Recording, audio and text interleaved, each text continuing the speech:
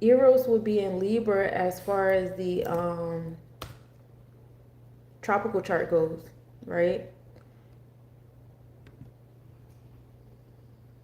And I don't want to mix it up too much, going back and forth between tropical and Vedic, because I'll have y'all here forever if you let me. And I'm also still like trying to get my jitters out, so please forgive me. It's been a while. Um, mm, mm, mm.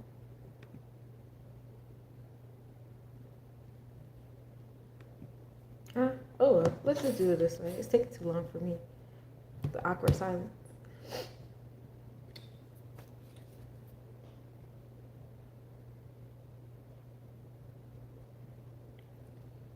Okay, so we talked about Eros over there in Libra.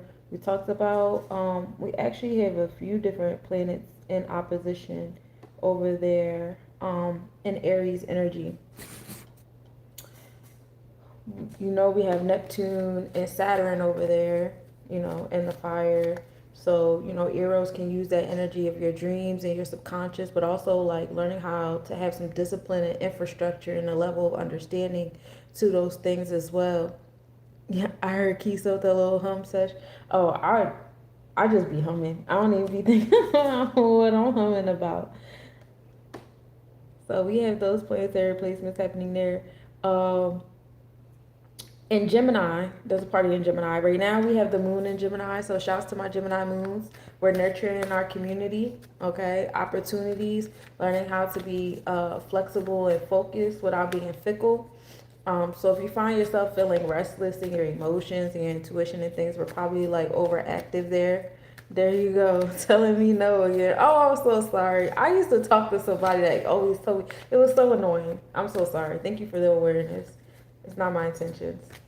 Gemini energy is also in the 10th house, y'all. So connected to y'all community. I guess me coming back here because I missed you guys is where the success is at. You know, there's success in us obtaining the opportunities that are laid out for us, gaining some intellect, you know, so if there's people like going back to school or doing different things like that, oops, that is where the success is at the moment. So that's pretty cool. Mars is also over here. The moon has already surpassed Mars, though. It's already in 20 degrees Gemini. So that means that it'll be up in Gemini constellation pretty soon, you know, within like the next few hours or so. The moon should be in Gemini constellation and then in Cancer zodiac.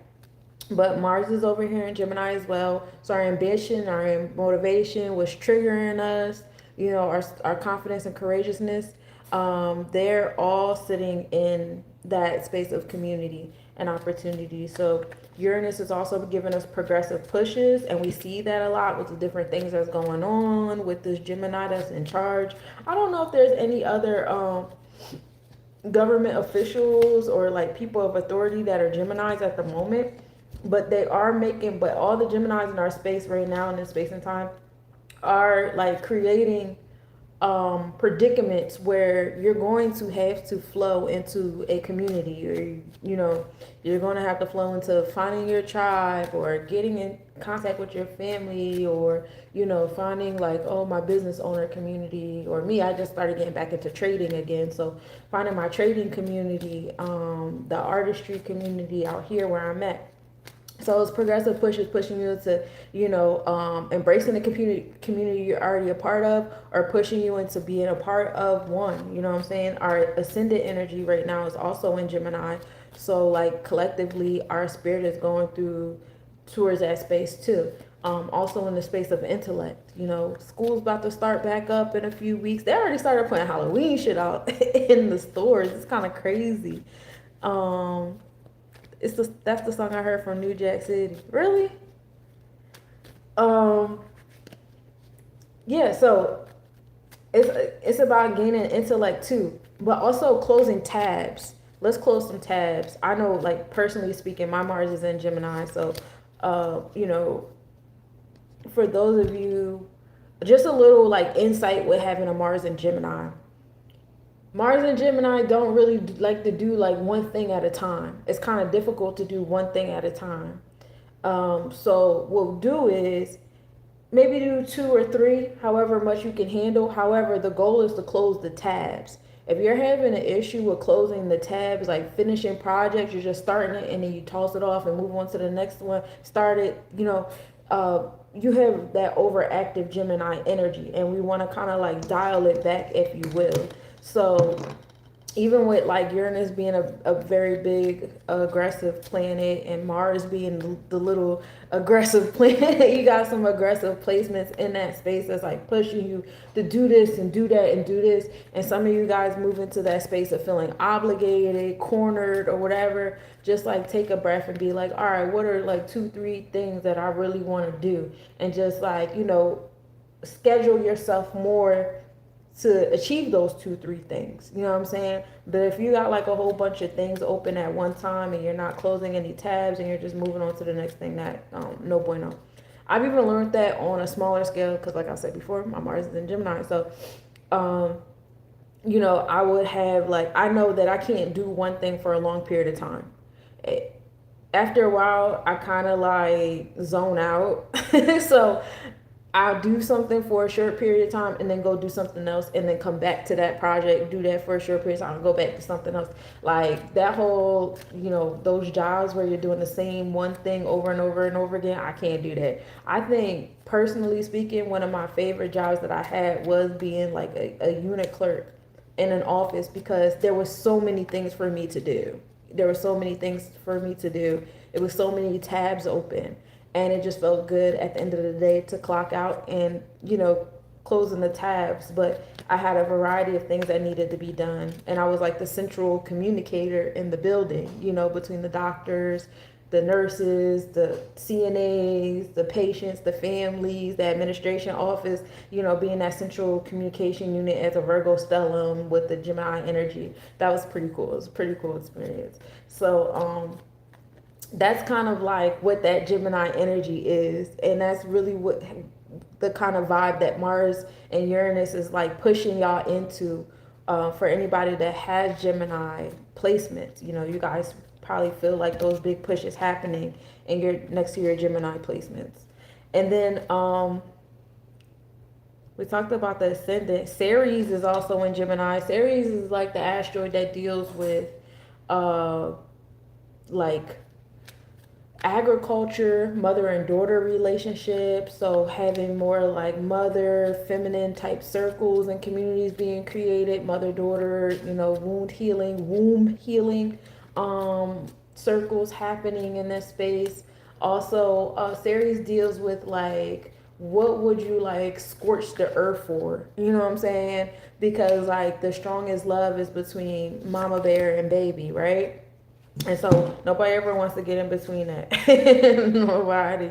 So, what puts you in mama bear mode? What elements of your space put you in mama bear mode? And right now with Ceres in Gemini, it should be community. It should be communication. It should be your intellect. You know what I'm saying? Those things should put you in mama bear mode, which honestly seems really important at this space and time, giving like all the different things that are going on, like according to social media. And we'll get into Aquarius in a moment. But all this conversation about, I'll just say what my algorithm is showing because it might be different than y'all algorithms. But my algorithms get real into it about the different Native American tribes, which push into community and people going back and forth about, oh, we're Africans, oh, we're FBA, oh, we're all over the globe. I personally believe that, darker tone people were global. You know what I'm saying? We weren't just heavily concentrated in Africa. I took a biology class last semester, and they talk about the different species of humans.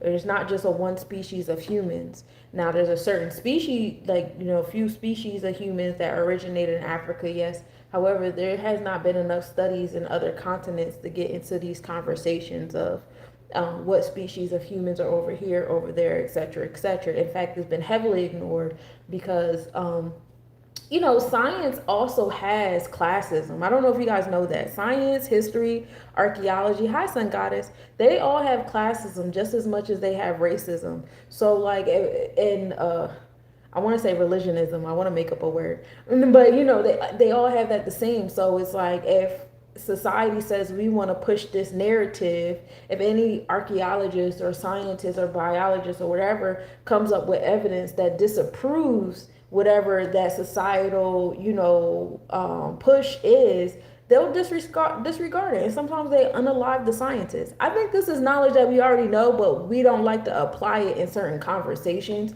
because we forget in certain conversations. But don't forget that. Don't forget that like knowledge gets covered up real easy. It's not hard to do when you are a certain kind of person. You got a certain kind of pull to pull those type of things. So keep that in mind. But yeah, having those kind of conversations, those intellectual dialogues and energy exchanges with people could be, you know, pushing you out of certain communities once you realize, oh, our intellect don't match. We're not on the same type time. And it might be pushing you into other communities where that intellect does match. You know what I'm saying? And so all of that is, you know, series, because some of y'all, you know, the hill y'all die on is your intellect, you know what I'm saying? And the communities that you create. Gemini also deals with like family, like cousins, siblings, you know, things like that. So opportunities as well. And like I keep telling you that Gemini is in the 10th house right now. So it's a lot of success there, structure, discipline, but also conversations on who's the authority over your communities. And are they moving righteously? Are they stifling the root chakras of the community? Are they circulating the root chakras of the community? Because the 10th house is Capricorn, that's Saturn, that's the root chakra. So right now, community is focused on root chakra. How can we alleviate? How can we help one another? What are some opportunities? What's some intellect that need to go flow into? I say grow your own food. I say start your own schools. I say, you know, if you have businesses, your businesses are allowed to create their own private quote unquote police department or security or whatever. Have your own those kind of things with their own emergency numbers that, you know, and pass them out to people. Utilize this number instead of calling 911. Start creating your own services. You know what I'm saying?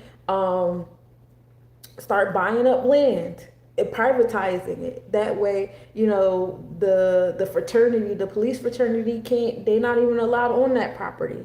You're not even allowed in these spaces. It's only the security that we hired that's allowed over here.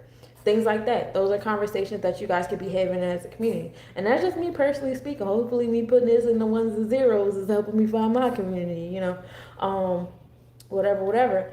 So that's that hit there. Now getting into the ones and zeros, let's talk about it. We got Juno over there in Aquarius in the 6th house. So Juno deals with a sense of loyalty. You know, what is required for you to be loyal in a bond or, you know, a relationship. The same way Hera was loyal to Zeus, you know. I'll do anything to stay in this bond. Now Juno is over there in the 6th house. This is the health, wellness, daily routine. This is the Virgo house of harvesting and manifestation. So this is loyalty and friendships. Aquarius deals with friendships, electronic communication, being revolutionary, your awareness of depth of being, you know, your place in society and stuff like that. So if you're an element, what other element do you feel yourself being more bonded towards to be a part of that fabric of life, which is society? You know, our cliques that we create are not created to completely separate each other. And that's something that we should learn and see by looking at the operation of the United States corporation. You know, they have like the national corporation, you know, umbrella. Then they have their different, you know, states, you know, the state ofs and stuff like that. But it's still under the same umbrella. You know what I'm saying? And so that is something that we can look at and say, okay, we may have our own interpersonal relationships, and our interpersonal relationships come together and make a certain community. And then our community still has to contribute to a bigger picture called society, right? And we're revolutionary in this space. And that's, you know, the whatever the Russian doll situation is, you know, go inward, you know, outward and outward. And this is something that should be, you guys should learn about more, because 6th house deals with intellect. That's the Virgo house, manifesting it. You know, manifest this place that you want to have in society. Loyalty to you. What does loyalty look like to you? You know what I'm saying? We got Pluto over there in Aquarius too. Pluto reveals the secrets that have been going on in society. Different secret societies have been coming out, especially in electronic communication. We've been seeing that. Empowering transformations are happening here, and they're pretty revolutionary. They could be pretty dramatic too. Expect a lot of storms, especially at some point Pluto is going to be in the fixed degrees of the Aquarius zodiac. It's still in Capricorn constellation though, so the transformations in our events is happening in our place of authority and discipline. Aquarius and Capricorn is still the root chakra though. There's still Saturn energy in traditional astrology. So you're still getting the discipline and structure, but it's more so in our thought process and our swords with Aquarius, and Capricorn is more so in our Jeb, our 10. I believe that was today. Today's the 10 and 1, right? Yeah. So Aquarius is the 1, the Ketters, up there, and 10 is Jeb. That's Capricorn. That's down under. Jesus loves you. Jesus does love me. Jesus is a homie. He's one of my favorite people. The stuff you're saying is demonic. No, it's not. But you got it though. Jesus would never say no shit like that to me. So yeah, Pluto is also in retrograde, so it's moving slowly through the degrees of Aquarius to the point where it appears to be moving backwards in our skies. Looking at the stars in the sky was actually our original clock, our original calendar. So to tell us that we can't look at the skies, objects that God made, just like God made us, is kind of crazy. God loves me even though I ate the fruit. Like, I'm cool, but you got it though. But yeah, like I said, Aquarius is in the 6th house. So the revolutionary energy, the friendships, the electronic communication, all those transformations, it's applicating to our daily routine, our moral and integral code, our rituals, our, thought process, how we harvest things in our space. So overall, with this air energy, we are nurturing our solar plexus chakra, getting active in our community and being successful in those spaces. Eros is pulling on us in Libra energy in the 2nd house of what we value and what we prioritize, our material, our business self. And, that some of us really like material things. It gets us going, it gets us aroused. While, Ceres and Juno is like, what are you really passionate about? What gets you crazy? Pluto also talks about what gets you crazy over there in Aquarius, because that was Oya. Like the Oya, she was madly in love with Ogun. They were outside wreaking havoc. You know what I'm saying? That was a beautiful relationship.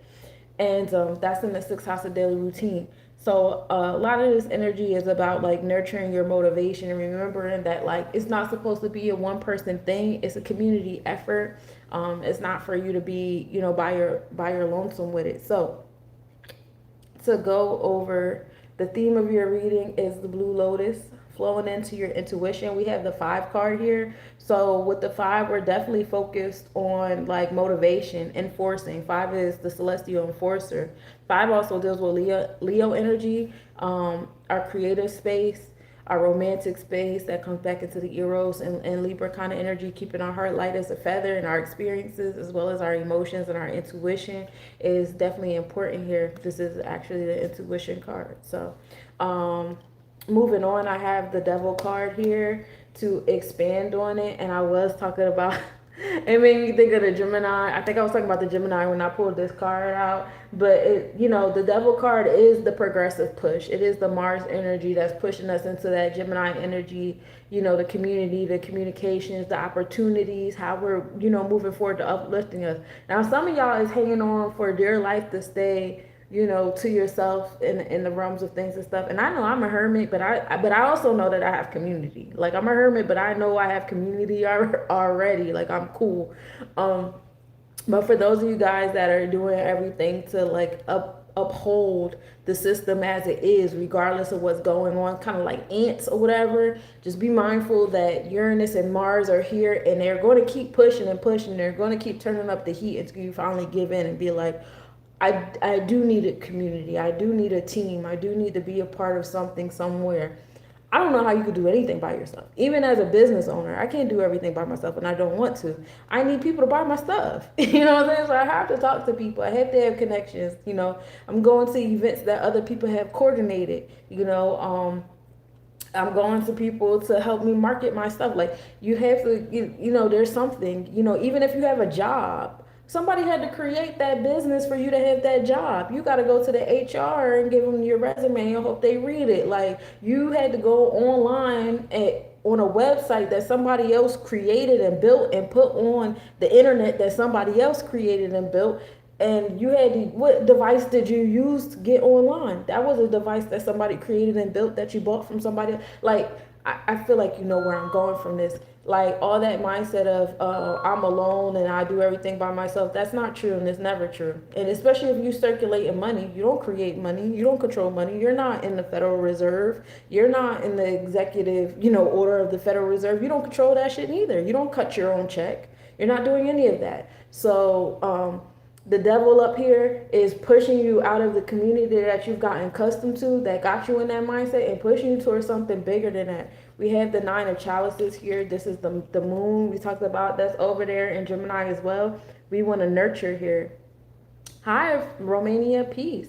We're nurturing here. You know, mother energy is coming back. We want to, you know, get into creating safe spaces here in our community. You know, we're giving birth to things in our community. And then also, like, focus on our youth in our community too. I've gotten into like quite a few conversations recently about you know, our youth and how we've been labeling them, especially our young men. You know, at once upon a time, you know, our ancestors manifested the return of our warriors that were tortured and murdered or incarcerated or emasculated in front of us. You know what I'm saying? And we prayed for their healing. We prayed for their return, and they've returned, you know, because no energy is created or destroyed, it's just transmuted. So that energy has returned, is here, and now we're turning our back on that energy, saying, oh, they're violent, oh, they're hard-headed, oh, they're this or they're that. And I just, like, personally just don't think that that's the energy that we're supposed to have. We asked for these individuals to come back. They're here, they're brave, they're intelligent, they have big hearts, and we just take the time to sit down and talk to them and build with them and realize that these people are a part of our community too. And if we don't nurture them the way that they need to be nurtured, guess what? They're going to turn their backs on us. You know what I'm saying? And at some point in time, I'm going to get old. I'm going to be too old for this. You know, other people, we're going to need them. You know, just like our elders at a certain point start to need us or start to rely on us or have expectations of us. The same thing is going to happen for them. And what can you expect from people that you keep turning your back on and mislabeling and misnaming and allowing them to be misguided by this devil card? We're allowing our youth, our children, to be misguided with the devil card, with this social media, social engineering, showing them all these images and the music and all this stuff like this going on. And we're allowing it by turning our backs on them and saying, oh, that's what they listen to, that's what they do, so it's whatever with them. Listen, that's the enemy that's infiltrating our youth. We have to infiltrate our youth. We have to work twice as hard. You know what I'm saying? And not everybody has the mother or the father or the home nurturing. You know, sometimes it takes for the village, the community, the Gemini energy to be motivated and rise up and say, hey, you know, let's take these kids. Let's create, you know, a safe space for them after school or before school, apprenticeship programs for them to have, you know, look forward to. Let's have summer camp for them. You know, a lot of people that's on here, I know y'all spiritual too, you know, have a spiritual place for them. You could just hold a meditation space. Like for like a couple hours out the day, I'm in the park doing meditation. I really want the youth to come out and do it. Go where you know the youth is going to be at. You know what I'm saying? You know what parks they hang out at. Go up to them, talk to them. Hey, you know, I come in peace. You know what I'm saying? I'm doing this meditation joint over here. This is the importance of meditation or whatever. Maybe, you know, create a handout to give them. I be having my little swag bags. The kids love my swag bags. They love my little bracelets. You know, I started making like quick bracelets, you know, for the kids.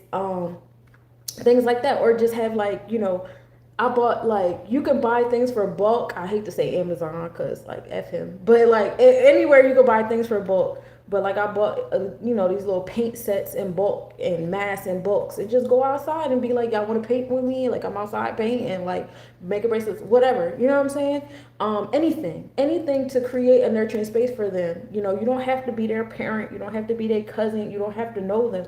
Just know that they're in the community. You know what I'm saying? And I'm telling you, them kids gonna love on you. Because that's all they really need. They need love. They need attention. They need somebody to show them, like, I give a fuck about you. You don't know what these kids be going on at home. Like when I was in education training, that was like one of the main things that always stuck to me. Like I have, I'm in the education system. I be having the kids more than they might see their parents.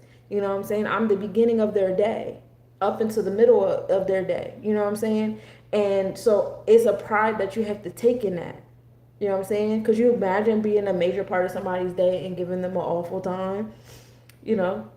But that's some responsibility that we have to take up. Thank you, Eric. I appreciate you. I also have the Princess of Cups with the Jeb energy, and I talked about that too when we talked about the 10 and the 1, the Aquarius and the Capricorn and Scorpio, which is water. The Princess of Cups.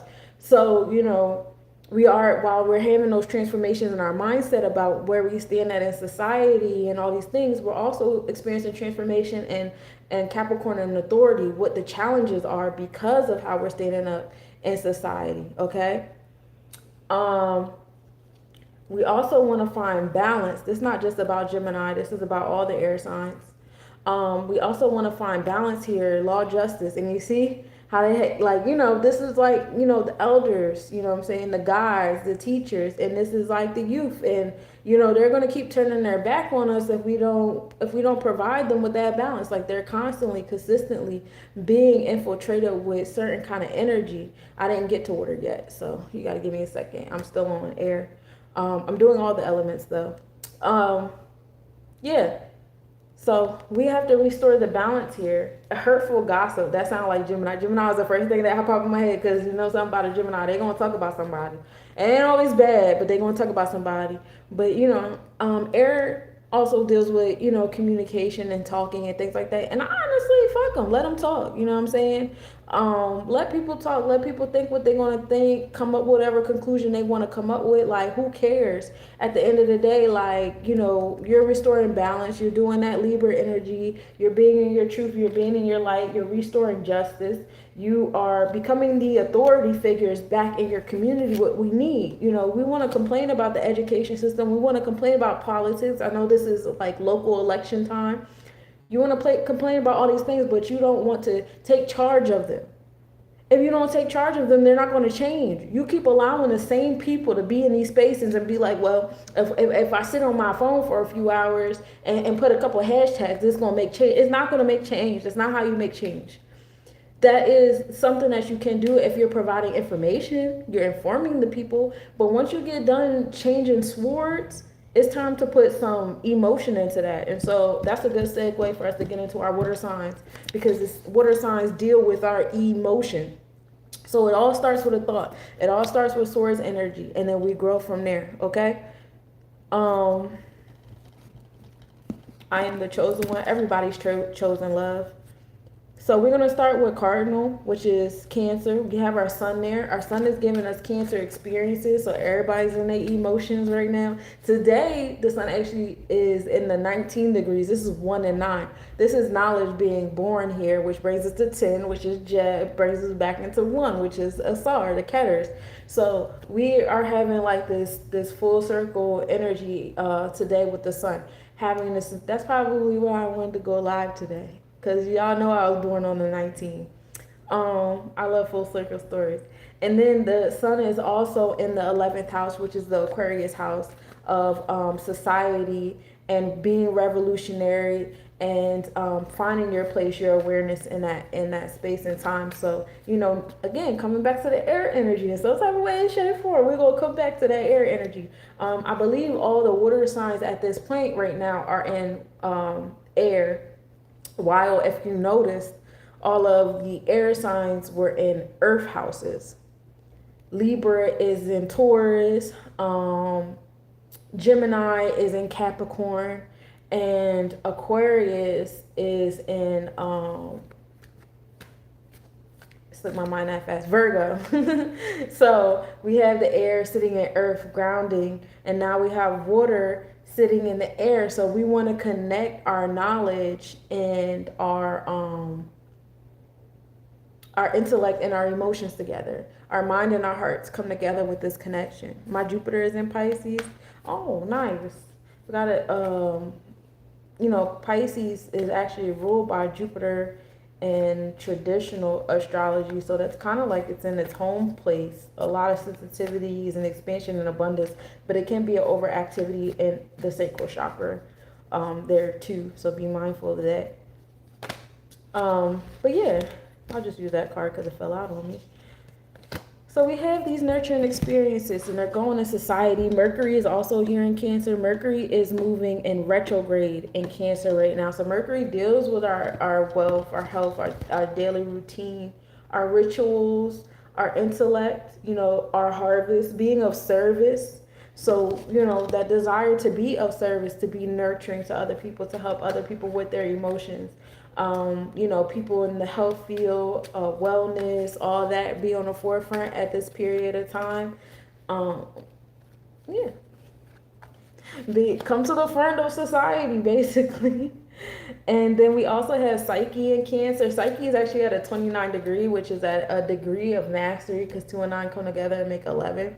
2, and then it comes into 2 for balance of harmony if you'd like to break down the mastery number. But 29 degree is also a very difficult static degree because it's going in between Cancer and then finally moving into Leo. So it's kind of like that white noise channel in between you changing channels right there. So our mind that has been in Cancer, that's been going inward, that makes a lot of sense.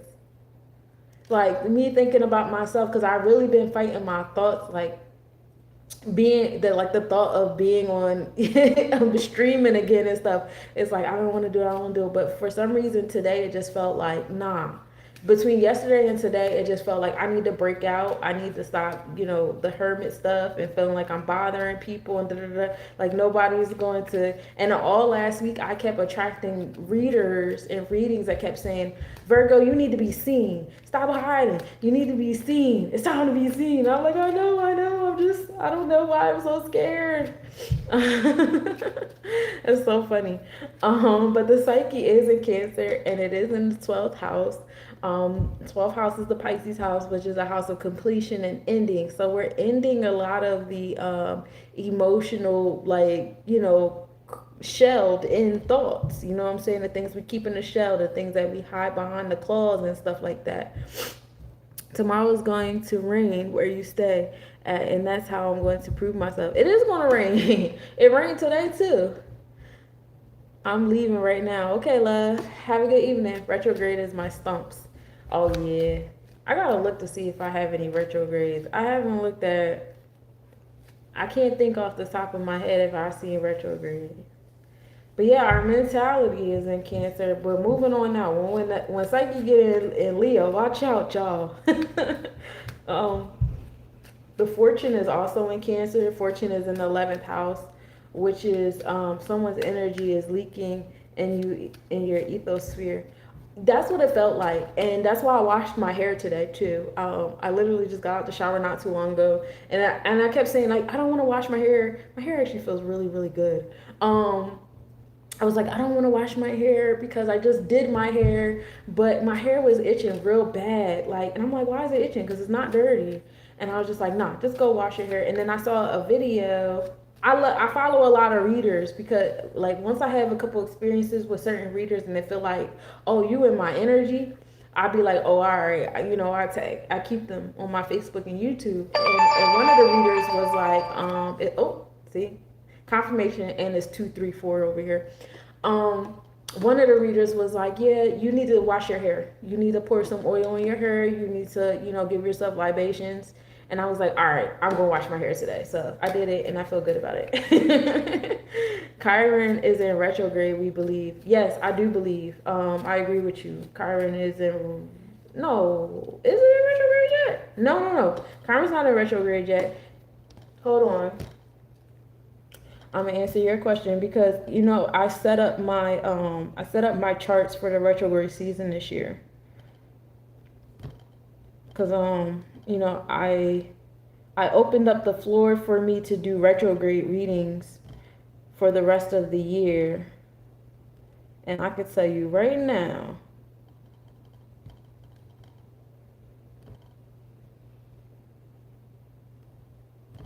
hold on, how do I search for stuff on my page? Um, mm, mm, mm.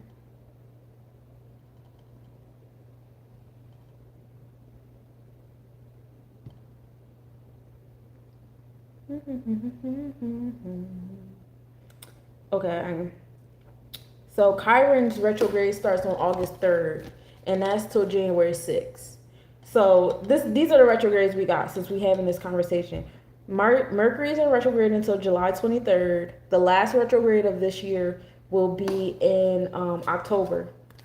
And then Venus retrograde is in October as well. Neptune is in retrograde until December. Pluto is in retrograde until October. Saturn is in retrograde on the 26th of July until December. Chiron, we just talked about it, is August 3rd to January 6th. They're usually the latest, one of the latest. Uranus retrograde begins in September until February. Jupiter is December until April. So those are the retrogrades that we got going on.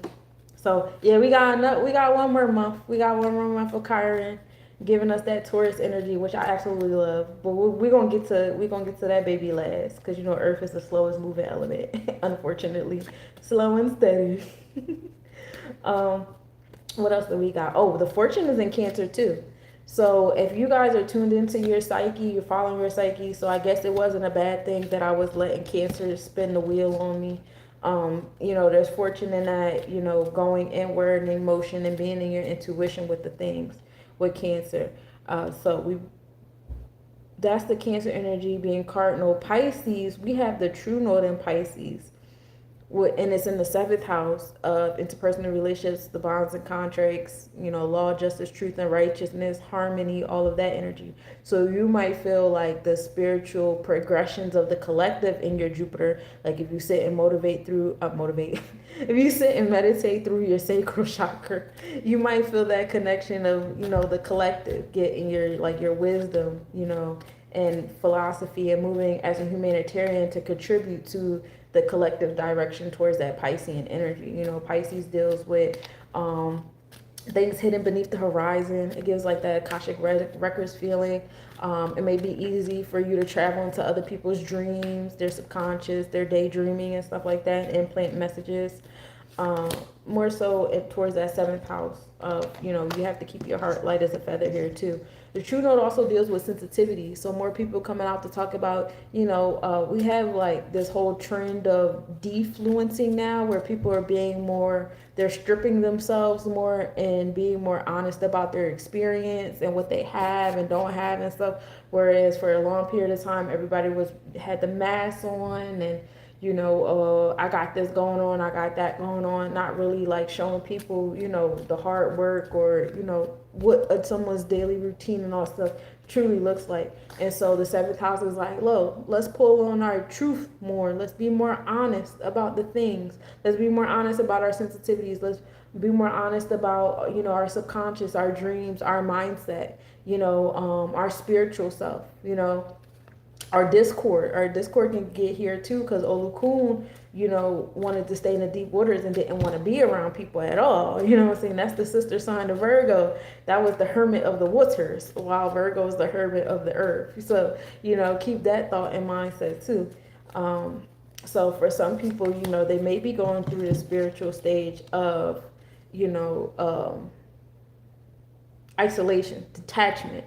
However, seventh house says you still need to have some type of bonds. You still need to have some type of balance and harmony between being by yourself and being, you know, amongst other people. You can't just entirely be all the way by yourself. It's just not realistic. It's just not realistic. I'm not sorry. That's the only placement. That's the only major like space that we have in Pisces right now.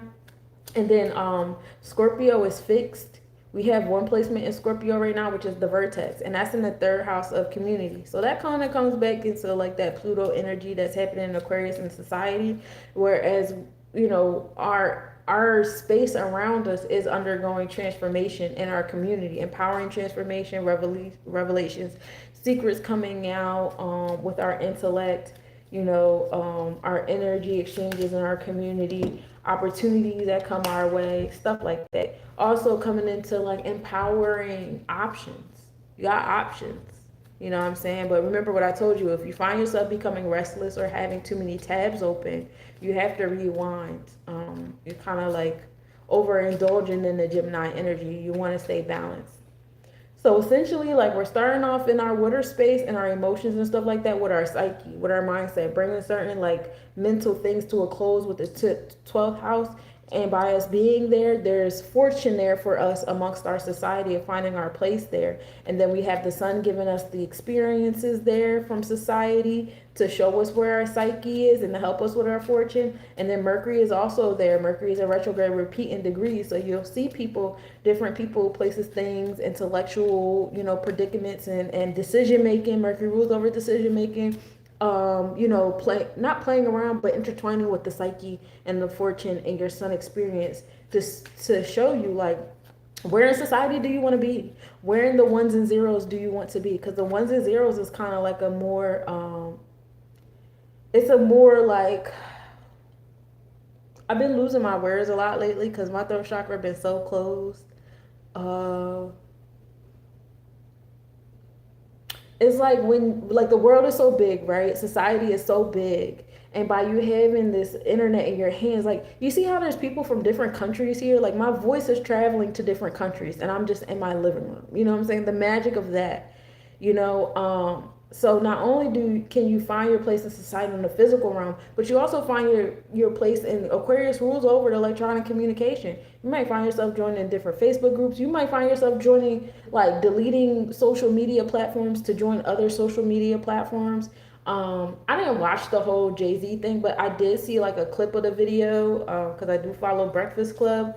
And he did mention something that made sense. Like, you guys want to boycott Google, but you're on YouTube, as I am right now. Or, you guys are on Meta, the Meta platforms knowing damn well, this guy does this and that. And that should put us in the mind space. Like, oh, okay, maybe I should go to Fanbase. Maybe I should go to CNU. Maybe I should go to, like, there's other platforms to go to that are Black owned. Maybe I should go to, what's the other one?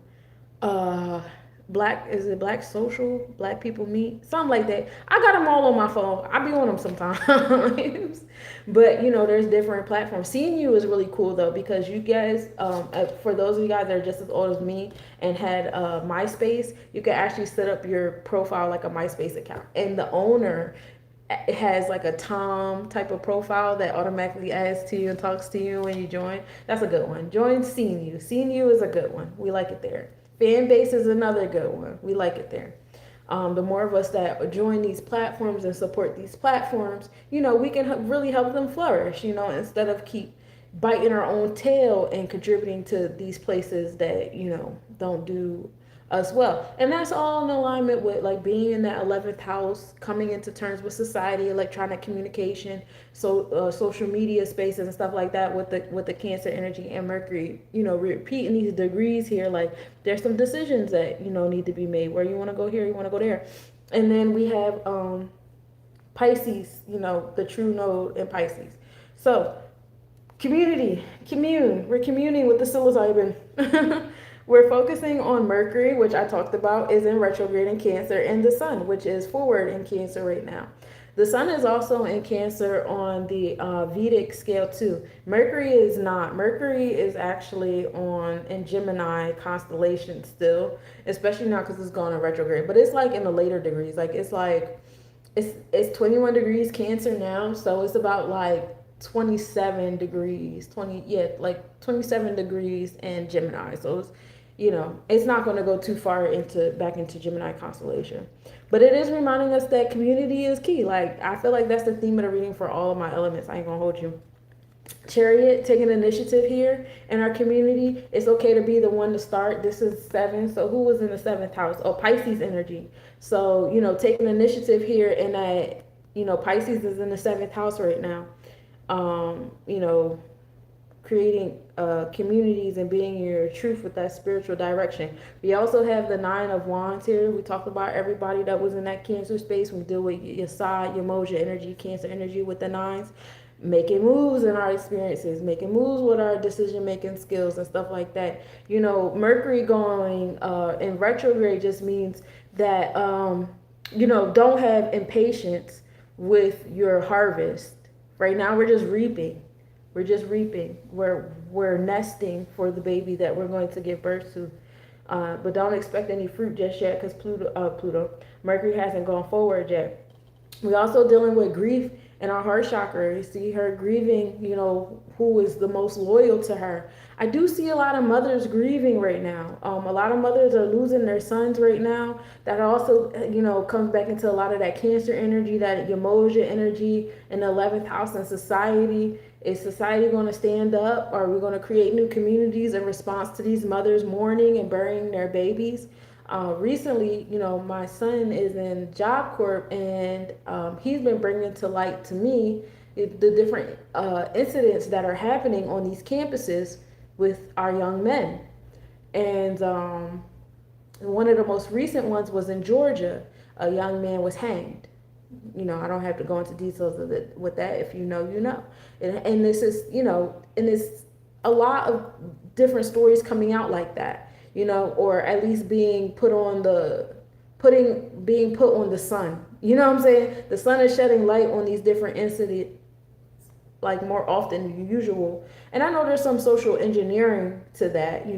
I want you guys all to have this kind of mindset at the moment. So I'm only going to show you these kind of news stories at the moment. But in the same breath, it doesn't take away from the fact that these things are happening. You know what I'm saying? So how are we going to respond? Like, we can grieve and things like that, but what actions are we going to take? How are we going to come together, and not just to plan funerals and do GoFundMe's because people weren't ready to bury their babies yet? Like, what are we going to do as a community? What kind of conversations are we having? What kind of realizations are we having? We also have Aries, the Emperor, again, coming into authority of our own communities. We have this connection with Chokmah, which is the expansion and abundance, Tahuti energy, wisdom from the Oracle and Sages. So we need to come together and look at our ancestors, our Orishas, our deities, our gods can tell us, show us through the stories, there's nothing new under the sun. This is a loop. This is a cycle, y'all. This ain't nothing we ain't been through before. Let's look at, how did we act? How did we behave? What happened when we did this before? And now that we have this new intellect, we have these new resources, we have our connections with, our Sagittarius connections are expanding courageous like crazy because now we're on social media and we have access to other countries and other cultures and other people that see us. Indigenous people, the American natives, if you will. They see us. They know who we are. We know who we are. All these things that are happening, and just for other cultures too. Y'all learning who y'all are, what tribes y'all from, what places y'all from, y'all family lineage, your bloodlines. People that are not people are from European countries or wherever it is that you're from. Y'all learn y'all bloodlines too, and learn about y'all ancestors too, and get into it. You know what I'm saying? All different races need to get into it to a certain level, and then come to this conclusion of what kind of society do I want to be a part of, that I want to help create, that I want to pull this chariot card for. You know what I'm saying? What kind of society? And it doesn't come from ignoring what's happening. You know what I'm saying? It doesn't come from saying, oh, I don't see this and I don't see that, and because I don't see it, it doesn't exist. That's not true. You know what I'm saying? So we have to have those kind of conversations. This aligns the wisdom to our hearts. You know what I'm saying? Is what your bloodline has been through, how they behaved, how they treated other people, is all of that still in your heart? You know what I'm saying? Is that a generational curse you got? Is that why you choose not to see things? Because if you see it, you're going to act just like them. You know what I'm saying? These are conversations you have to have with yourself. Fair treatment is always the goal. Fair treatment is always the goal. And if it's not your goal, then I don't know. You better grieve that joint out. But that one's for my water. Now we're going to get into it with the fire. All right, because we done got through our thoughts, the swords, and now we are in emotion, you know what I'm saying, with the water. So now we're gonna put it to action with fire. We're gonna roll up our sleeves and activate, right? And the initiator, the cardinal fire energy is Aries, and right now we have Saturn and Neptune in Aries. Saturn brings the challenges. So a lot of challenges are coming to our leadership, those that take the initiative, that take that first step. All of you revolutionary people out there, y'all getting it the hardest because y'all don't have nobody to talk to. You don't have nobody that's doing things exactly how you're doing it, how you're choosing to do it. What you're doing has never been done before. Like, you're the leader. Yeah, that's really lonely. It could be a thing. But you're also here to create a sense of discipline and infrastructure and things. And that's in the eighth house. So building and destroying there when it comes to infrastructure, discipline, and challenges and stuff like that. That's what you are doing and taking action on it. Again, this is not something that you are required or expected to do by yourself. I know there's a lot of leaders that want to sit at a table by themselves that have a bunch of people underneath them because that feeds their ego. If it feeds my ego, and there's a lot of different avenues people can go to have their ego filled. A lot of people go to social media, they create these channels, these pages, these group messages, whatever, and be like, oh, all of y'all are beneath me, you guys follow me, I'll be the leader, and don't do that shit. As a leader, sit at a round table with other leaders and have the different conversations that need to be had, and then go to your space and do your thug dizzle. But we're not, those days of being like nose down on people are dead. You know what I'm saying? You're not going to get too far being like that with people, because thanks to, having electronic devices in our hand, we also have a lot of knowledge sitting in our back pockets and our purses and stuff too. So saying, so even though like somebody like me, I do so well that I could spit things out, and sometimes I could just be used as a vessel, and I'm not always here when I'm talking. I have to go back and listen to my videos because I wasn't here. You know what I'm saying? And but even in that space, somebody else could be like, well, I was on ChatGPT and I looked up the placements and they could feel just as intelligent as I do. And I put in about 13 years at this point in my intellect. You know what I'm saying? So those days of being on that high horse of those, that's being dismantled. That's being destroyed. All right. So it's about coming up with a new infrastructure that works for everybody, whatever that may look like to you. Neptune is also there. Use your dreams, use your subconscious, use your nervous system to help you figure it out, to navigate through it. This also helps you bring your dreams into structure as well. We also have Palace here. These are your genius-like qualities that you be overlooking. Some of you guys are here to lead, and y'all are hiding. You're hiding from your ability to lead, and however way you're supposed to lead. Some of y'all, it doesn't always have to be social media. I think social media has made the world too small for everybody, to where you'll see like hundreds and thousands and millions of people doing the same thing, and you'll feel like, well, there's no space for me. That's not true. Go outside. Go outside. You don't even like your neighbors because they're not on the same type time as you. Why don't you go lead them in something? Lead them in something conducive, healthful, helpful, and intellectual, spiritual, healing. You know what I'm saying? Go outside. If you had like 30, 40, 50 people in the room with you on the physical level, you'd feel overwhelmed. It would be that's a lot of people to have in a room for you. Don't let, 100, 1,000, million likes on a post or a page fuck your brain up to where you think you can't get like 50 people in a room and be productive in your community. You know what I'm saying? Like, don't do that to yourself. Don't stunt your growth or your capacity or your capability to lead. Don't overlook that, We also have Vesta and Aries here too. Vesta deals with our passion. Our Vestral fire is, some of y'all are real passionate about leading in something, whether it's art, it's politics, it's legal studies, it's being sovereign, it's creating your own tribe, it's gardening, it's science, studying animals, building homes, whatever it is. Like, it could be anything. It could be creating a militia, or a certain kind of business, or a plaza. You want to be the one that starts a black mall in your neighborhood, or you want to start a bank or something, or you want to start take that jump, take that leap, because we are entering in quote unquote new earth. And it's like, where do you want to be at on this new earth? Who do you want to be? What kind of reality do you want to live in? And that starts with you. You have to do it, and then you'll attract the people that be like, oh, I like what you're doing, I want to do it too. And I speak from I do speak from existence, but I speak from experience, because for a long time I was waiting for other people to start with me. I've been wanting to do podcasts and readings and stuff for about like 4 or 5 years. And I was waiting for other people to do it with me, like, do it with me, do it with me. I want to do it by myself. And nobody wanted to do it with me. Same thing with my music.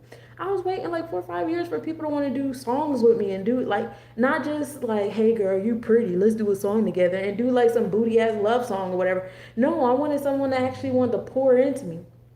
And then, what was it, like, my son was born in 14, so about like, yeah, like 2013-ish. I was like 2012, 2013-ish. I was like, you know what, fuck this. I'm gonna pour into myself. I'll do it myself. I will do it myself. I don't want to keep like begging y'all to do stuff with me. I don't, whatever. And I had took that initiative. Was it scary? Yeah. Was it hard? Yeah, because I didn't have nobody to talk to. I didn't have nobody to guide me. And then people, like, before people started joining me, they was against me. You know what I'm saying? Why are you doing this? Why are you doing that? Because it wasn't just about starting my own business and doing readings. I became a raw vegan. You know what I'm saying? I changed my whole spiritual walk around. I got into school to be an herbalist. I got my certificate. I was doing a lot all at once. But these were things that I had been wanting to do for years. And I just wanted someone to do it with me. And nobody would do it with me. So I just did a whole like big bang in my life at once. And before people got with me, they judged me. And I lost a lot of friends. I lost a lot of things I used to do and people I used to be around. I got, family wounds because certain family members would not understand me at first. You know what I'm saying? Different things like that. Ready for Chat Formations Part 2? Yeah, I am too. I just been in survival mode. When I'm in survival mode, it's so hard to write. But I know a lot of that is all in my head. I gotta flip that eight of swords card around on me. That's all. I'm getting better. But yeah, that Aries energy is really about you taking initiative and being rebellious. As Aries, like, what you want to do ain't never been done before, and people might be moving against you and all those things. So being aware of that. Then we get into once you take the initiative, then we get fixed in it. We get all comfortable in that Leo energy. We got Jupiter in Leo. It's my Jupiter return, gang gang. We have Jupiter and Leo bring that expansion and abundance, the wisdom into like tapping into your inner child, listening to the children around us, paying attention. This is the time to pay attention to our youth. Our youth is so important right now. You see, I don't want to use the word the devil because that's weird to me. I don't think the devil is whatever, but it's not favorable energy infiltrating our children because they know they're infiltrating our children and they're infiltrating our art. Leo deals with art. Leo deals with the Lyra energy of our lyrics, our music, how we enchant each other. Leo deals with our creative, the thespians, the actors, you know what I'm saying, the paid actors, the what do they call them, the crisis actors, all this stuff. Leo deals with romance. Our children are being kind of like groomed into what romance is, what it looks like and stuff. Like all these different things. We have to pay attention to our babies. We have to pay attention to our kids. It's so important right now. Expanding and providing them with wisdom, being a philanthropist with them, putting the human back into our children. As far as like not looking at them as like, disgraces or interruptions of the regular scheduled program, or they're lazy, or, they're violent, or they're this, or they're fast, or whatever. Stop putting those dehumanizing labels on our youth. They're our children and they need our guidance, period. And if we don't guide them, there's a whole bunch of entities that are out here that are like, we'll guide them, and we'll get them to work for our military. We'll get them to make our music. We'll get them to be our employees in our warehouses. We'll get them to drink our alcohol and take our drugs. We'll take them. Y'all don't want y'all youth? Bet. Because y'all had a lot of babies, right? We had a lot of babies. We'll take them. We got them. and they're gonna do all the things you don't want them to do. You know what I'm saying? So this is the time. You know, Jupiter is in Leo in the 12th house right now, so we're bringing a lot of things to an ending, to a close with them. We're cleansing some things in the Akashic records, and you know, the dreams, the subconscious, you know, everything that's hidden beneath the horizon. So all of that is really important. That's what we got in Leo, and then we get into the mutable Sagittarius energy. Hold on a second, y'all.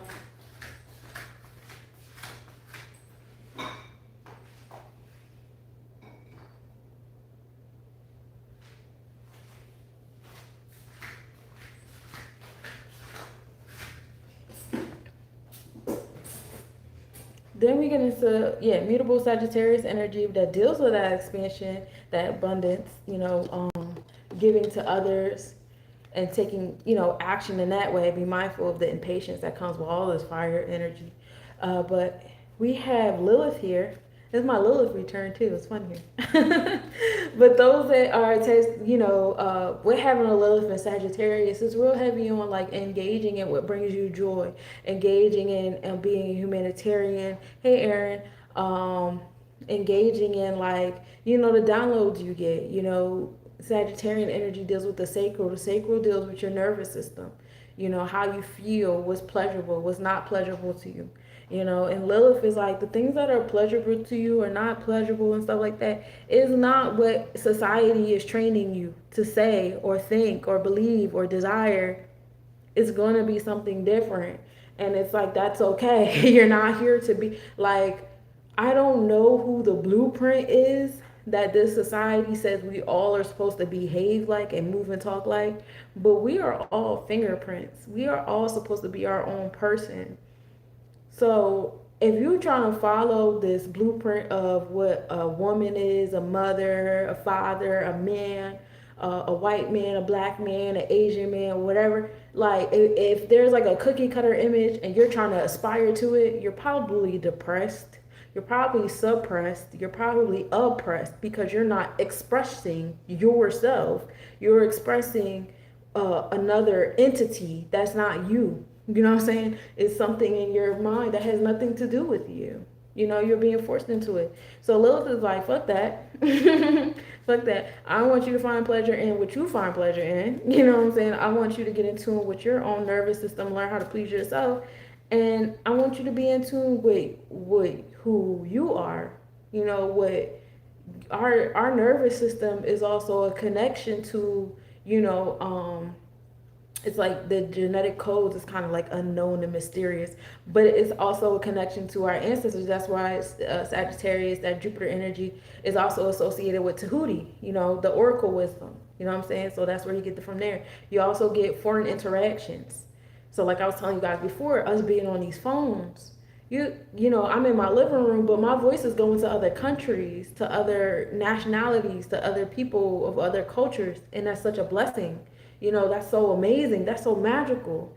And sometimes we get so comfortable with these things, we forget about the magic and the experience. You know what I'm saying? And so knowing that we have access to this magic, what are we doing with it? What kind of thoughts are we putting out there? What kind of wisdom are we putting out there? What kind of philosophies are we putting out there in those foreign exchanges? And this all goes to the fourth house. Fourth house is home and family. Fourth house is comforting and nurturing. That's the Cancer house. So all of our fire placements are actually in our water houses. So that water should be quenching your fire energy. Do we have anything else in Sagittarius? Oh, the DC line, which is in the fifth house. Now we come back to the inner child again. The DC line is the balance between give and take. You know what I'm saying? Yes, there's no other way to go into that. It's the harmony between the give and take, and it's going towards our youth, our children, our inner creative energy. Like once again, like we have to, you know, pour into these. It's time to pour into these babies that, you know, we're gearing them up for school. You know, I don't know what some of you guys are doing as far as school goes. I homeschool. I would love to, you know, go into a space of a co-op and stuff like that. But I did find some really cool programs to put my baby into, to where, like, you know, he's doing the things that he like, and he's around certain peers, even though, you know, he's still Yeah. But finding different spaces, different things. Like, even if you feel like you don't have the intellect or the time or the energy or the resources to homeschool your child, have them in some after school programs, have them in some before school programs, some weekend things, extracurricular activities. Shit, y'all have some type of routine y'all do. Like, every Sunday we go to a museum, or every other Saturday we do something like this, or when it's movie night we pick documentaries instead of just watching random things, stuff like that. You can put that in play. It's little. It doesn't have to be this grandiose thing. You're not in competition with anybody. You're not in competition with yourself neither. Stop looking at yourself like competition. You're here to be yourself in a world that is trying to teach you to be something that you're not.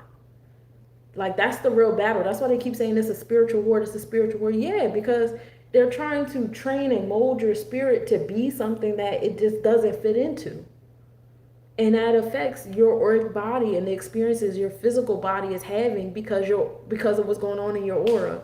It's why a lot of people got these psychological issues they're self-diagnosing and they can't explain. And social media is now engineering people to everybody has some type of psychological issue. We don't have a psychological issue. You know what the issue is? We're in a sick environment that keeps trying to force us to be and behave and think and act a certain kind of way that is not conducive to who we are as individuals. That's what's sick. That's what's making us sick.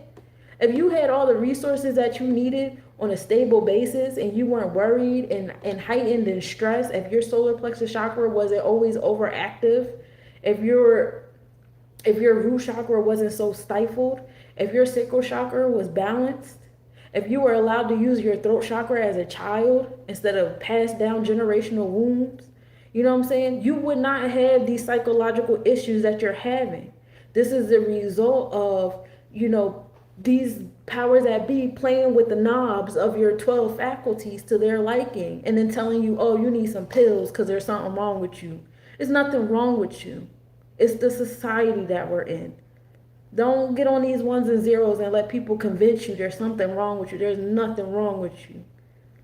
Now, for some of y'all, there's something wrong with y'all. I'm just playing. All right, let me get through my fire babies. All right, so for you guys, I got you guys got community too, fire gang. We're focusing on your sun and Mercury. We talked about them being in Cancer energy. We have the Wheel of Fortune here. There's a bit of a discord happening and trusting with the things that are going on. You don't gotta be in control. So to where your fire is at, I know, like, yeah, with overactivity, fire can sometimes go into this false sense of control because fire has the ability to destroy just like that and change things just like that. And I get that, but that's not control. That's just what you do. You don't have to be in control. Okay, others say you don't have to be in control. It's not about being in control. It's not about being in charge. Okay, my brain is saying Leo, Aries. Yeah, of course, I'm doing fire right now. Of course, it'll be Leo, Aries. But like, you guys are so used to that fire being equated with being in charge, being in control, being the Indian chief in a room full of people that are not beneath you. Some of you guys, yeah, it is about people being beneath you. But for some of you guys, it's just like, I just like how it feels. I feel more in control of my space when there's other people here that need me versus me needing them, or there being an equal energy exchange. And I get that, but that's not how it's supposed to be. You're not trusting. You're not trusting enough. And because you're not trusting enough, it actually is affecting your solar plexus chakra. It is affecting your ability to build and destroy, in your physical reality. So you might want to work on that. We also have workaholic energy. I guess that's another way that you guys are trying to stay in control, is being a workaholic, going into the I'll keep creating, I'll keep doing, I'll keep making, I'll keep. And that's your way of trying to be in control, but that's not working. And that's also depleting your solar plexus. So you want to be mindful of that too. You're not supposed to be doing everything by yourself, okay? We also have, this was in reverse. I usually don't do these in reverse, but my spirit was like, keep it in reverse. And it's a reverse Eight of Pentacles again. So you get the reverse Eight of Pentacles twice. And this is a little bit more in detail. It's saying the sun in Virgo. So there's a discord in your experiences and your routine, your intellect. It's time to expand yourself on the knowledge, on the intellect of things. You want to focus on your HOD, your ability to compartmentalize, be the technical builder to what it is that you're trying to do, so that you can be empowered instead of like overworking yourself and over pushing yourself. Put people, places, things, and situations in their places. You know what I'm saying? And that's not control, because what happens is you're in your space, you're being yourself, you're being your authenticity, you're doing the things, right? You're doing the Saturn and Neptune, you're building on your dreams, you're doing the Jupiter and Leo, you're being, creative and expressive with what you like and what you don't like. You're doing the Lilith. You don't care if it's a part of the cookie cutter. And guess what? Your electromagnetic field starts to release. You start to feel it in your physical body. The tension is gone. You're not grinding your teeth. Your shoulders is down. Like your hands are open, and people can feel that. And then people start coming into your vortex, and they introduce themselves. And then they relax and they're in their authenticity. And then we have conversations. And now I know you're good at this and I'm good at that. So you can do this while I do that. And then this person does this and this person does that. And so now you have the community you needed. And it has nothing to do with you working and you being tired and overexpended and yelling at people, why you won't do what I want you to do. What, you're being no better than the people up there telling you to do what you don't want to do. A lot of people get on their soapboxes. My brain went to the Hebrews, the Hebrew Israelites on the internet. But people get on their soapboxes and they want to yell at people that are not in alignment with them. Why would I spend my time and energy yelling at the top of my lungs, overextending my solar plexus chakra to people who don't care about what I have to say? You're not in alignment. You don't have the same goals or aspirations as I do. We've always been tribal. And with the knowledge that we've always been tribal, we'll be tribal again. However, there should be an umbrella of unity, respect, coexisting. We should not be warring with each other because I want you to do what I want you to do. And that goes to show that the solar plexus chakra of this world as a collective is very overactive because everybody's trying to control each other. I'm trying to control your narrative of your bloodline. I'm trying to control what's spiritual. I'm kind of trying to control how grown women should act. I'm trying to control how children should act. I'm trying to control how that government over there should govern themselves while they're trying to control each other over there. It's just like a lot of overactive solar plexus chakra. We keep using the word God, right? God is 7 and 6 is 13. 13 is 4. D is 4. God is 8. 8 is the solar plexus chakra. That's building and destroying. That's extremities. That's dramatic. That's that Oya energy that was with Obun. And we keep using the word God, God, God, God. We're talking about the God of war here. And that's why the solar plexus chakra is overactive, because not once do I hear people talking about, well, what about the Venusian God? What about the Jupiter God? And you can use whatever term you want to use based on your religion. You can use Lakshmi. You can use Oshun. You can use Ezruli Frida. You can use whoever the fuck. I don't care. I don't care. You can use Aphrodite. I don't care. The point is, we're always talking about Mars and Aries. We're always talking about that war energy. You know what I'm saying? Build and destroy, build and destroy, build and destroy. And everybody's praying to that same build and destroy, war, God of war. We only read the God the war stuff. And so there's an overactive energy collectively in our solar plexus chakra. We got parents trying to control the children instead of guide them. You know what I'm saying? We got siblings trying to control each other because there's a hierarchy in ages and who's the favorite and shit. Stuff like that. We want to be aware about things like that. I attract the reality where I feel suppressed and depressed. So I'm going to try to take control over wherever I can. And we make jokes about that, right? Like the husband that has no control out in work and out in the world, he comes home and tries to control his wife and his kids with his fist. You know what I'm saying? It's no different. It's no different. It's the same thing with the mother. The mother goes out in the world and she can't control shit. So she comes home and she's always beating on her kids or talking to them crazy because that's where she can have her false sense of control. It's no different. So we have to work on that. We definitely have to work on that. And then I also got the neglect card. We're neglecting our fire too. So in the space of being overactive and over circulating our desire to control, we're also neglecting what we're supposed to do at the same time. So, that's what I got for that fire. So now, but certainly not least, but definitely the slowest, we're going to get into the earth sign, and then I'm going to leave y'all alone. But our cardinal earth energy, we don't have anything there. We don't have anything in Capricorn, but the sixth house is there. The sixth house is in Capricorn. Actually, no, I lied. Where is the, what do we have in Capricorn? Let me see. Let me see.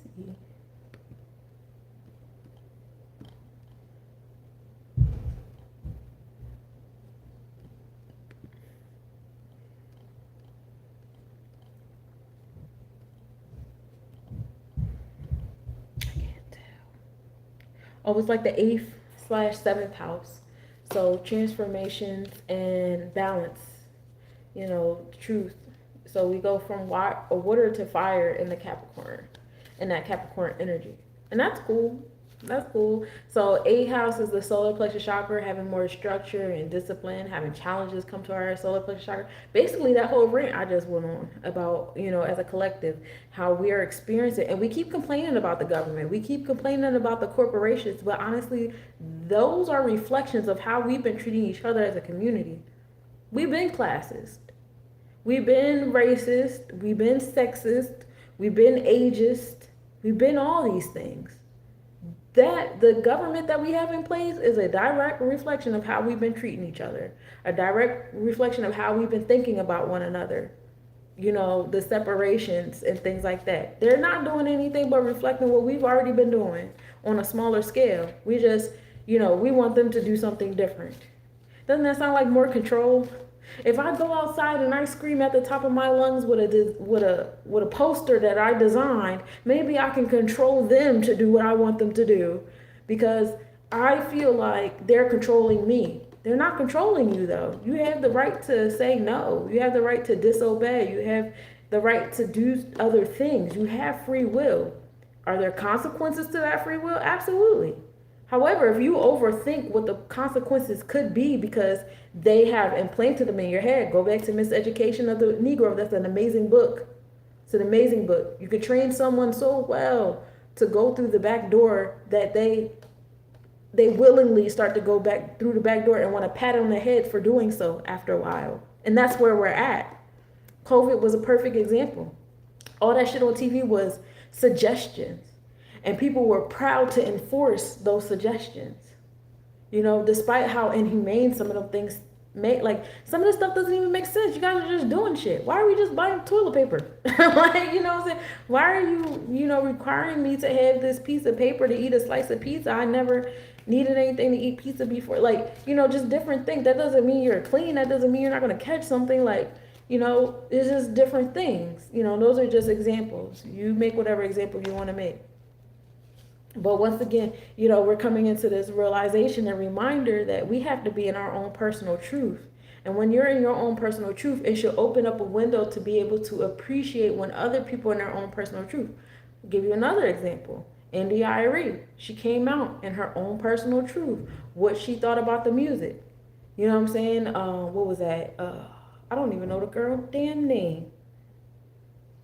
I don't know her name, but she came out with the song Spin That. I never even listened to the song. I just know, like, when it plays on people's reels and stuff like that. I haven't even bothered. Why? Because I don't care about the song. It's not something I care about, It is kind of catchy, the pieces that I heard, but a lot of these Instagram songs is catchy, and then you turn around and hear the whole song on the radio, and I'm like, what the fuck is this? This shit is awful. It's really those only 15 seconds of the song that is worth listening to that's on Instagram. So, I haven't had the time or space or desire to listen to the whole song. But all that to say, India.Arie came out with her truth, right? Because she is the truth. She is so real. And she loves the way that she makes herself feel. And people started to drag her for it, trying to control her truth. Why are you talking? You're ugly. You're dumb. Here she come talking again. Never, not once did she tell other people what to. She didn't try to control anybody. She spoke her opinion. She spoke her truth. And people tried to control her truth with their truth. Because I don't think the way you think, you should shut up. You shouldn't speak your truth. Well, how does that make sense? Now, what if somebody told you weren't allowed to speak your truth? Whoever liked the song Spin That, you shut up. You know what I'm saying? Like, what if somebody said that? This is what I'm talking about when I talk about overactive solar plexus chakras. Now people aren't allowed to say their opinion. Now people aren't allowed to say things. And now you have it so, there's a lot of people that like to take what someone says, take pieces of it and repost it like clickbait or whatever. But they're lying about, what was said. They're not saying the truth. So you're not in your Libra shit either. You're not being truthful. And you're utilizing this dishonest thing, this imbalanced scale, to try to control somebody else's solar plexus chakra, to try to control somebody else's throat chakra, to try to control somebody else's sacral chakra. You know what I'm saying? And it's a lot of that going on the internet. I can just control you. I'm here to control you and tell you what you're allowed to speak on and what you're not allowed to speak on and what kind of personality you're supposed to have. And I have men love to project on me. Men love to project on me. You see me and my platform and saying and thinking the things that I think, in the moment that I say or think something that's not in alignment with their projection, their fantasy of me, they run to my inbox, they run to my posts. And they say, hey, you shouldn't say that. You shouldn't think that way. You should think like this, like that. If I want to think this way in this moment, that's what the fuck I'm going to do. Like, I need you to relax. You don't get to control when or how or whatever. And I don't do that toxic positivity shit over here. My thoughts go up and down just like anybody else's. My emotions go up and down just like anybody else's. So if I share a downer, I don't need you coming over here trying to silence me with your solar plexus, because with your projections, your fantasies of me just being like happy, go lucky, cute and sweet all the time. That's not real life. That's not anybody's real life, So that's another example. That's more so my personal example or whatever. But, we got to be mindful of that. And then we turn around and we look at the government, we look at the quote unquote 1%, and we're like, why are you controlling us? Why are you controlling the air and the water and the da da da da da? Because it's a reflection of you. They can't. I bet you if you were a fly on the wall in their house, they probably can't control themselves. They probably have no self-control whatsoever. So what do? They try to control everything outside of themselves. And that's probably what a lot of these other people are doing too. You don't have no control within. So what do you try to do? You try to go outside and scream with a poster in your hand thinking you can control somebody else. Like, why don't you just have some self-control? If you have some self-control, you can create the reality you want to create. You can do what you want to do. If a collective of y'all had self-control, y'all could collectively do the shit y'all want to do. But that's not what's happening. It's like, no, I'd rather try to pretend like I can control this person or that person. So that's all Capricorn energy. That's where the challenges is at, y'all. I ain't got to talk about it too much more.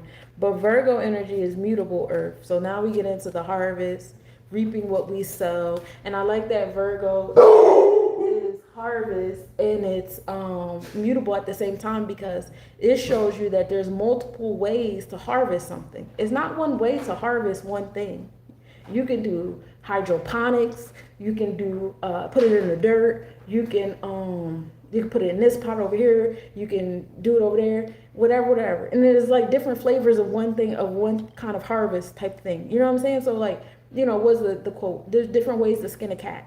You know what I'm saying? So you don't have to get caught up in one method, says Virgo. You can manifest. You can have an idea in your mind, I want to manifest something, or you could say it to your hands, because that's what manifest is, the festival of the hands. You can say, I want to manifest something, and the motherboard on your hand is going to respond how it's going to respond. And it might show you a bunch of different options and opportunities and people and energy exchanges and intellect to gain for you to manifest that thing you're trying to manifest. And they all would be true ways to do that. You know what I'm saying? So that's what Virgo does. And Venus is over there. Venus is like, what do you value? What do you prioritize? What is it that you desire? What will make you feel good?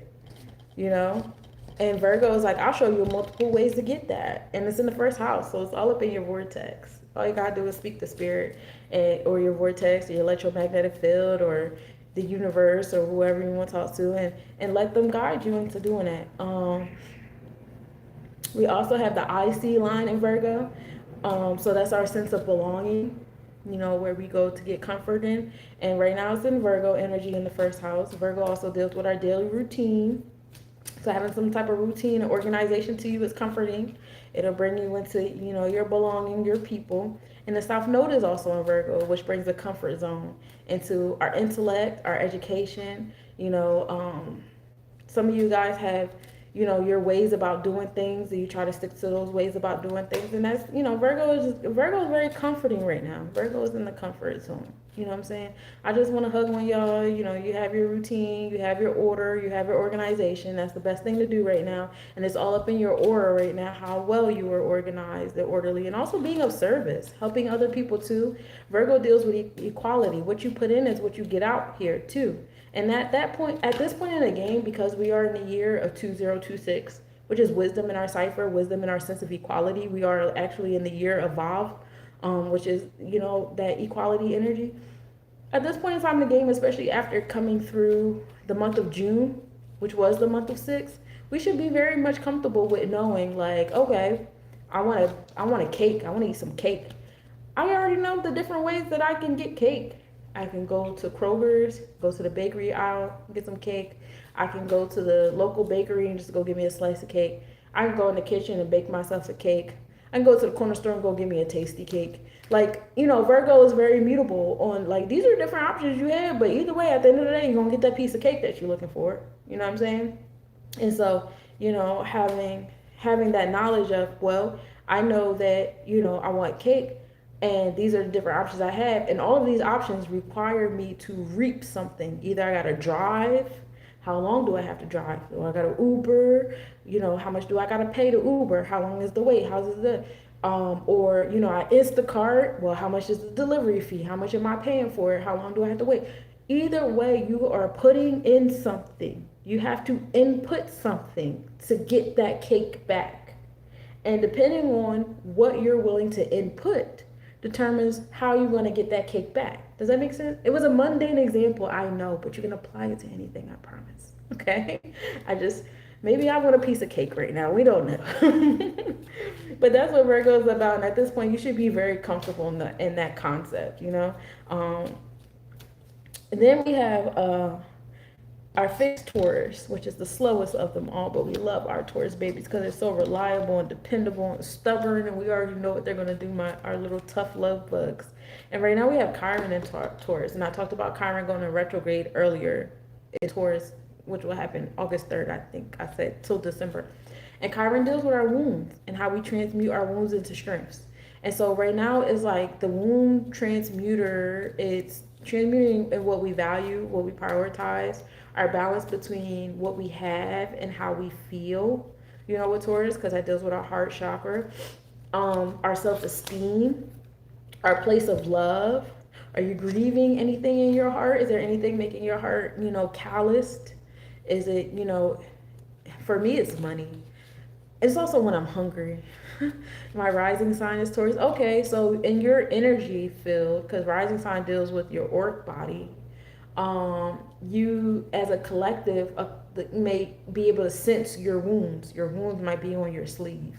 And that can come out in a number of ways, like people like wanting to eat at your wounds. People know how to manipulate, take advantage a certain way. But also people automatically coming into your space to be like, I see your wounds, I want to help you, I want to. But that depends on where their Taurus is at, where they're at with their Taurus. You're wearing your Taurus on your aura, with Chiron there, and it's in the 9th house, so it's going towards that house of humanity and philanthropy. So more so towards like social services and giving back and philosophy and all those kind of things, as far as those energy exchanges go.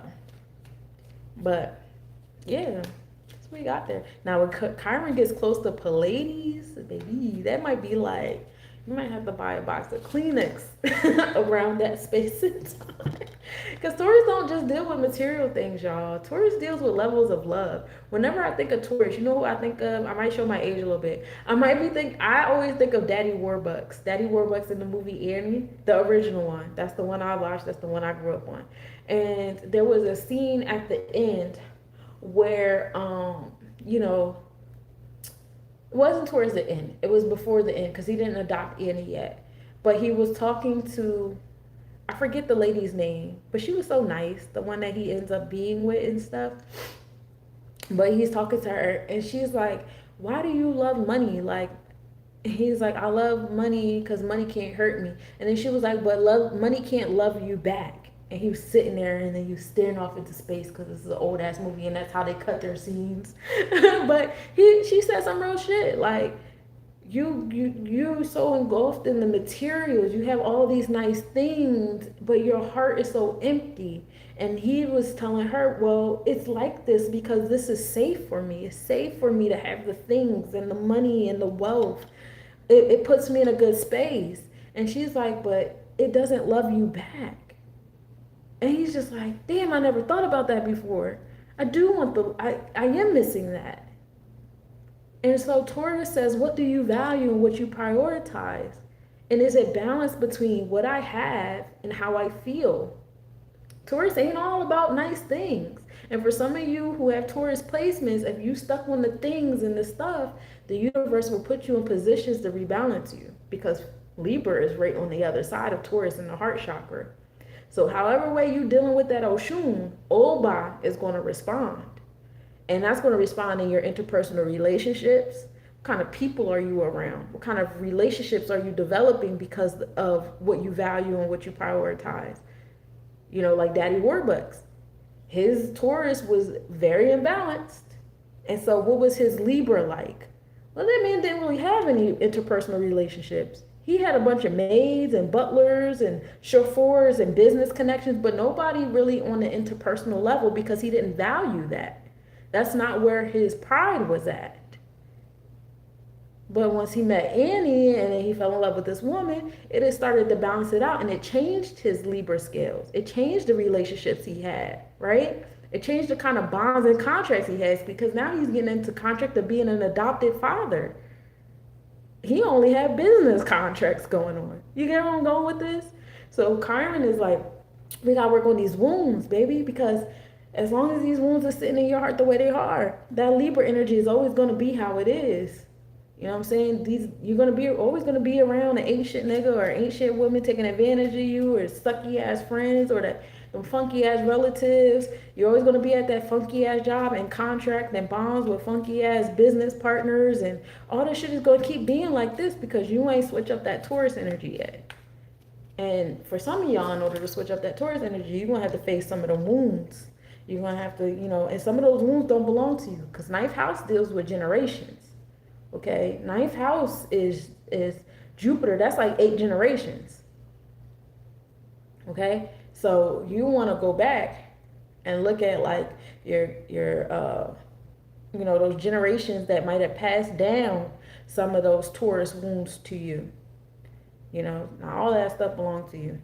And that's because Chiron is in the ninth house right now. So you might want to do that shadow work, not just for yourself, but also, like I'll give you an example. Now that I'm having a hindsight conversation, something in my spirit told me to call my grandmom yesterday. So I did.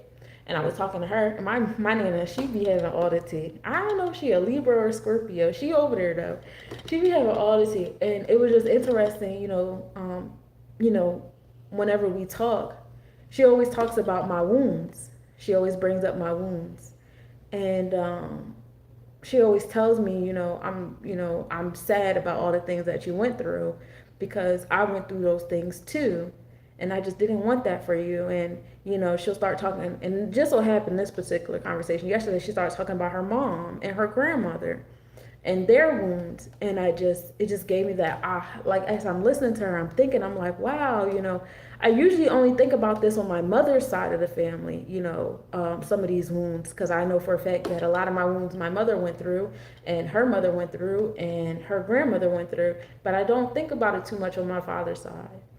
And now I'm sitting here listening to her, and I'm like, damn, it's on both sides of my family that I went through these things. And I just took a breath, and I'm like, so a lot of these reactions and actions and energy that I have going on is not entirely mine.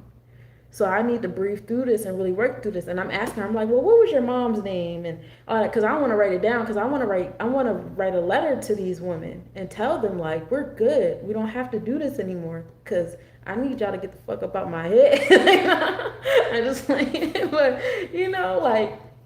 and it's important if you guys still have access to your elders in any type of way, shape, or form. Even if you just sit in a room and you meditate because you have, I like our matriarch is my Aunt Eliza. She passed on a few years ago.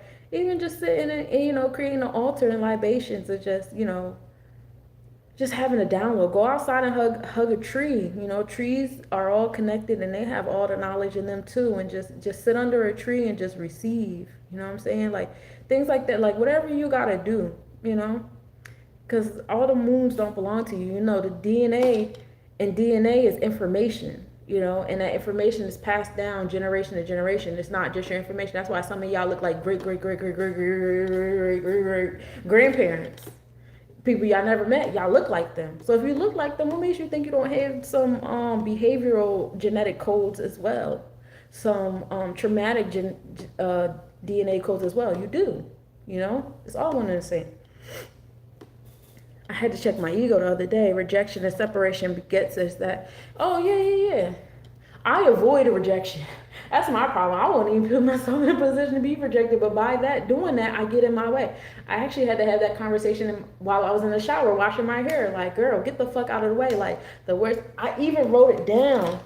I want y'all ever think I'm lying to you. I put, girl, get out of the way. And what I say right there? It's okay if they say no. Just ask. I literally wrote that down before I hopped in the shower. Kid you not. Like, get the fuck out the way. And then I'm in the shower washing my hair, listening to my affirmation music. Like, because I will avoid the shit out of a possibility of rejection. But by me doing that, like, I'm preventing myself from my goals, from getting the things I want done. Like, stop doing it.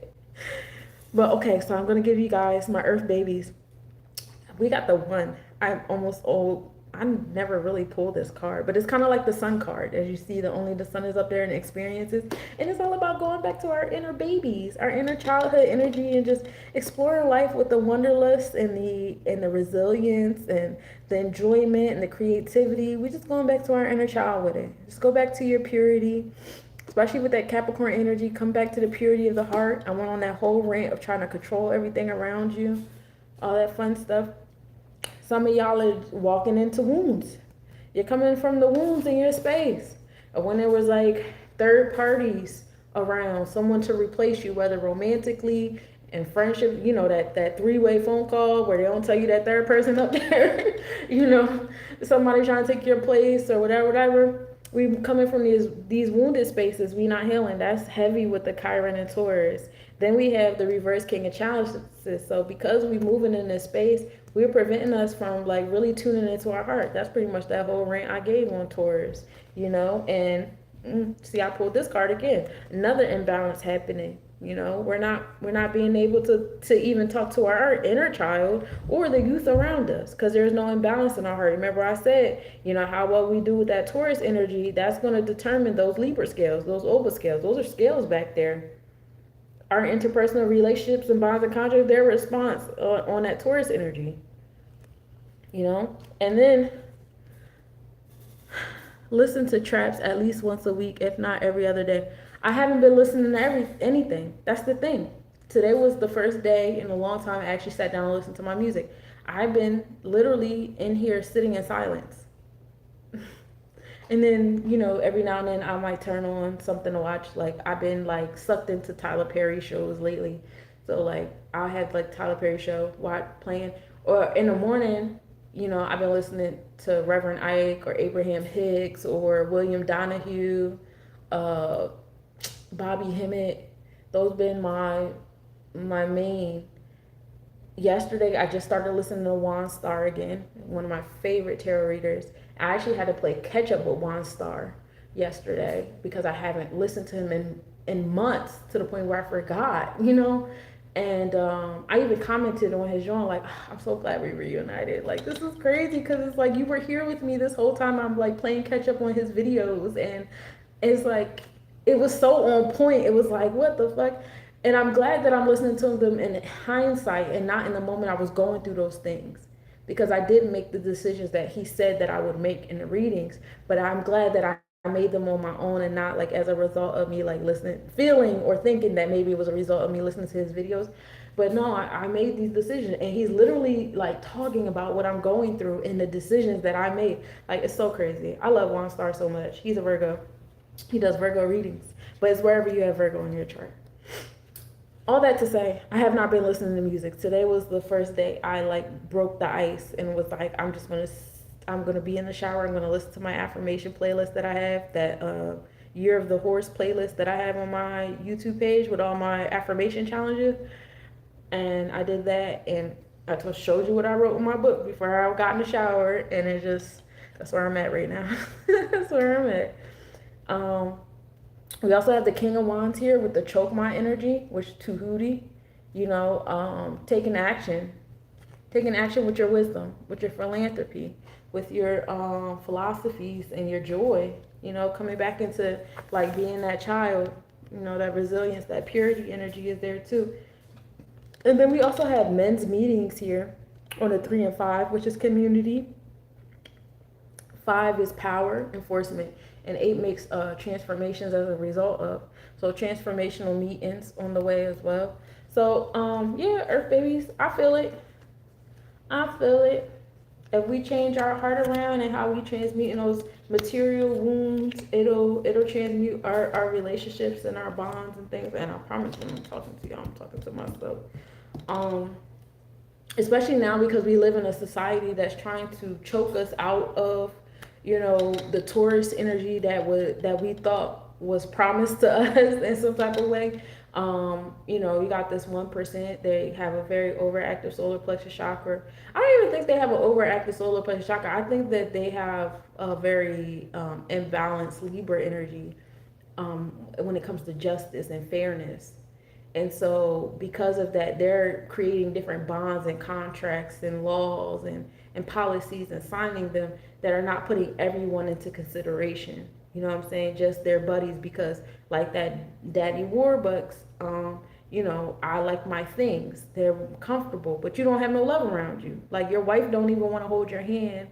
Your kids are weirdos. Like you're always, a lot of them are always wondering, like, am I going to live today? Is somebody going to assassinate me today? Different stuff like that. And it's like, yeah, because look at where your Taurus is at. You know what I'm saying? Look at what you valued, what you prioritize. And you're supposed to be in government. Or you're supposed to be in corporation, but your corporation is so big that it has, Jeff Bezos is who I'm talking about. Your corporation is so big that it has infiltrated almost every neighborhood in some type of way, shape, or form, whether it's through delivery or employment. Well, employment is a wrong word. The only people that can be employed is people that work for the government. So working, labor. So, having this, you need to have some level of Taurus balance. Otherwise, you're not going to get love from your employees. You got your employees trying to unionize against you. You know what I'm saying? Showing up at your fancy dinners with protest signs and stuff. Like, bro, treat us better. Give us better conditions and higher pay and stuff, because, your Taurus is on greed. And so it's creating an imbalance and an unfairness. And now you have things like, what happened to the United Healthcare guy. His Taurus wasn't good. And so what happened to him? Different stuff like that. But that's what I got for y'all. Thank y'all for sitting on me. I had to my throat is dry now. But I really had to break the ice with this one. I had to get out of my own way. I be thinking about it all the time, like I'm gonna come up here, I'm gonna do something, but I just I always talk myself out of it, and then I just don't do it, and that's not okay. I'll be better, but I will be back. But I won't hold y'all too much longer. I feel like I've held y'all long enough. I appreciate y'all. If you would like a personalized reading, though, I do tarot reading spreads. They are donation based. I am doing a special on retrograde readings right now. We are in retrograde season up until December, January. So I do PowerPoint slides with attached voice notes that you guys can access to get your retrograde reading. How this applies to your progressive chart, whether you want to use tropical or Vedic, but I prefer progressive over natal because that's where your planets are at now when we're dealing with retrogrades. And I have a plethora of other kind of readings that I do too. I have a website now. It's lessnobodies.com, so you guys can head on over there. And you guys can book a consultation with me if you don't know which reading you want first, or you could just book your reading. And yeah, new moon around the corner. Yay, new moon around the corner. So, I'll definitely be up here shortly to do the planetary forecast right around the corner. But I will talk to y'all later. I'm going to take a nap, and it's going to be a good time. And I love you guys so much. Feel free to reach out and share this video and like and subscribe and do all the things and tell people I exist, because I really need y'all help to help me broadcast myself. I can't do this by myself, and I truly don't want to. So y'all can help me out and just, share my things. It will mean a lot to me. But yeah, good night, everybody.